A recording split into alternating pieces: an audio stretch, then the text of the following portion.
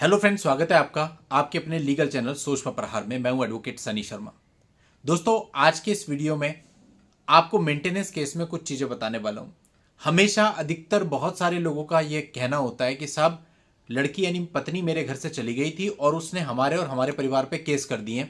सारे केसेज हम ही झेल रहे हैं, सारा प्रेशर हमारे ऊपर ही है, सामने वालों पर तो कोई प्रेशर ही नहीं है।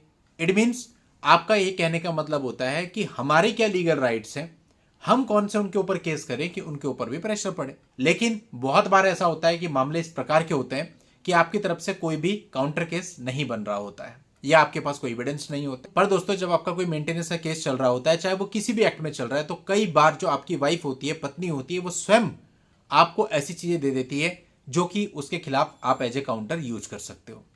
अब इस चीज को बहुत अच्छे तरीके से हम यहां समझेंगे। देखिए, बहुत सारी बार आपने देखा होगा कि आपकी इनकम को साबित करने के चक्कर में लड़की या उसके पिताजी या उसका भाई क्या करते हैं, आपकी बैंक स्टेटमेंट को अनऑथराइज तरीके से निकलवा लेते हैं और फिर उसी बैंक स्टेटमेंट को प्रोड्यूस कर देते हैं कोर्ट के अंदर। देखने में ये बहुत सामान्य सी बात लगती है, लेकिन ये सामान्य बात नहीं है। आप अगर इसके अगेंस्ट चले जाओ तो जिस व्यक्ति ने ये बैंक स्टेटमेंट निकलवाई है और जिस बैंक एम्प्लॉय ने ये बैंक स्टेटमेंट निकाल करके दी है, उन दोनों के ऊपर एफआईआर दर्ज होगी। और जो बैंक में काम करता है, जिस व्यक्ति ने ऐसा किया, उसकी नौकरी भी जानी बिल्कुल तय है, 100% है। दोस्तों, ऐसे एक नहीं कई सारे मामले हमारे पास आ चुके हैं जहां पर लड़के ने इस प्रकार से एक्शन लिया और काम हो गया। आपको करना क्या है कि उन्होंने ऐसी बैंक स्टेटमेंट कोर्ट में सबमिट कर दी है ना। अब आप सबसे पहले तो एक लीगल नोटिस बैंक को भेजो और बोलो कि भाई ये क्या तरीका है, मेरा अकाउंट आपके यहां पर है, इतना बड़ा आप घोटाला कर रहे हैं, ये तो सीधा सीधा आप ब्रीच ऑफ ट्रस्ट कर रहे हैं, आप ऐसा कैसे कर सकते हैं। एक और उस लीगल नोटिस में प्रॉपर लीगल लैंग्वेज में एक अच्छा सा आप ड्राफ्ट बना करके बैंक को भेजो। और दोस्तों, इसी लीगल नोटिस को अटैच करते हुए एक ईमेल भी आप उस बैंक को, उस बैंक की मेन ब्रांच को, आरबीआई को, सबको कर दो। अब इससे होगा क्या, जांच चलेगी। आप उस पर जांच मांगो कि मुझे इस पर जांच चाहिए और मुझे बताया जाए कि क्या और कैसे किसने किया और उसके विरुद्ध जो है एक्शन लिया जाए। अब दोस्तों, एक रिसेंट ऐसा मामला हमारे पास आया जहां पे लड़के ने बताया कि लड़की वालों ने ऐसा किया और उन्होंने इसकी कंप्लेंट कर दी। तो जो बैंक वाले हैं वो उनके पास आए, हाथ जोड़े, पैर पकड़े कि भैया आप ऐसा मत करो। जो वो एम्प्लॉय था जिसने ऐसा काम किया था, उसके परिवार वाले बता रहे थे, रोने लगे।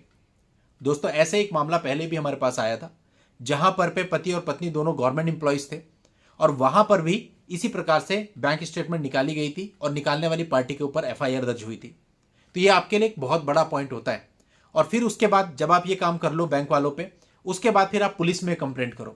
जो मामला मैंने अभी आपको बताया, एग्जांपल दिया, उस मामले में स्वयं जब उन्होंने एसपी एसएसपी लेवल पे ये बात डाली पूरी, तो उन्होंने खुद बोला आप संबंधित थाने को कंप्लेंट दो और हम इस पे कार्यवाही करेंगे। यानी पुलिस खुद कह रही है कि हम कार्यवाही करेंगे, पुलिस के हायर ऑफिशियल, क्योंकि एक बहुत बड़ी बात होती है। अब जो भी व्यक्ति इस प्रकार से आपकी बैंक स्टेटमेंट को निकालता है और जो बैंक एम्प्लॉय ऐसा करता है, उन दोनों के विरुद्ध आप कार्रवाई करो। बैंक एम्प्लॉय की नौकरी जाएगी, उसके ऊपर मुकदमा भी दर्ज होगा और आपकी पत्नी या उसके परिवार के जिस भी मेंबर ने इस कृत्य को किया है उनके ऊपर भी एक मुकदमा दर्ज होगा। और जो करंट केस है, मेंटेनेंस का केस आपका चल रहा है, उसके अंदर भी आप एप्लीकेशन दो, उन सब चीजों के हवाले दो।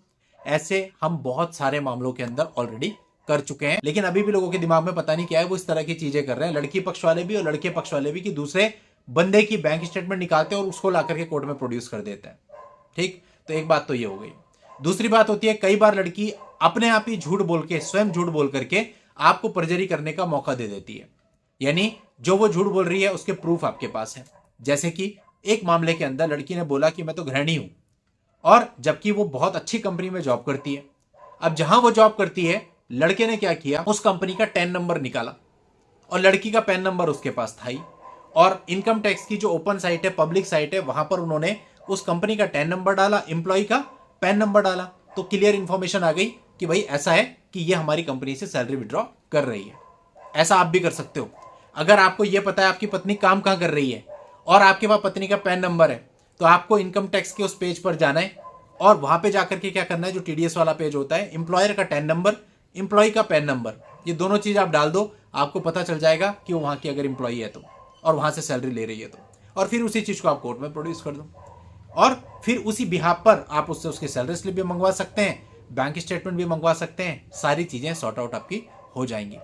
बहुत सारे केसेज आते हैं जब लड़कियां आईटी में हैं, बढ़िया बढ़िया जॉब्स कर रही हैं, 1.5-2 लाख रुपए कमा रही है और कह रही है मैं गृहिणी हूं। तो ऐसी स्थिति में आप ये काम कर सकते हैं।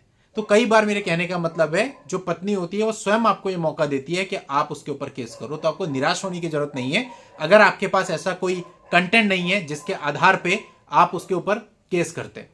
अगर आपके हाथ में ऐसा कुछ नहीं भी है तब भी आगे जाके कई बार आपको मौके मिल जाते हैं, आप शिद्दत से केवल अपना केस लड़ो। चलिए दोस्तों, आज के इस वीडियो में इतना ही। नेक्स्ट वीडियो में नई जानकारी के साथ मैं आपसे फिर मिलता हूं। तब तक के लिए goodbye and thank you for watching. Take care.